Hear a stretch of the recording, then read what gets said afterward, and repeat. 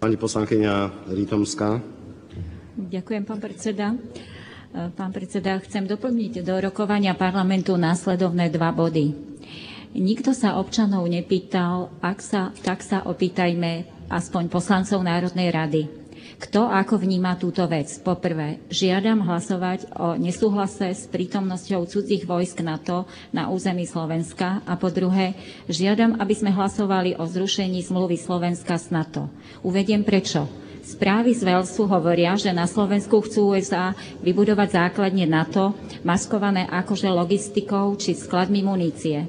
Vieme, čo je armádna logistika. Sú to predovšetkým komunikačné uzly, teda cieľ najvyššej priority. V júli pán premiér Fico povedal, že on je proti prítomnosti USA vojsk.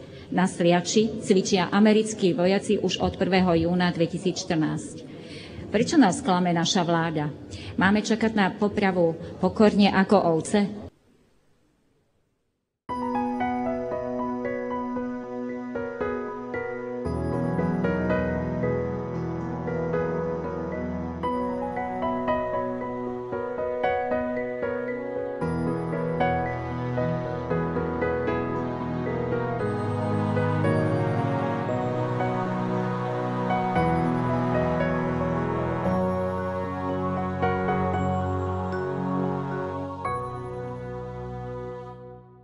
Pani poslankyňa, ja skutočne mám voči vám rešpekt, ale nie prvýkrát predkladáte niečo, čo je nerealizovateľné. Tak buď v rámci procedúry a v stanovených lehotách pripravte nejaký materiál, o ktorý požiadate, aby bol zaradený do bodu, ako bod programu a ak chce plénum o tom rozhodnúť, tak sa o tom bude rokovať, alebo potom stanovte inštitút, to znamená zaviažte vládu alebo príslušného ministra v podobe správy, informácie, uznesenia, ale skutočne napriek tomu, že rešpektujem váš názor, nemám o čom dať hlasovať tak, ako ste formulovali svoj návrh.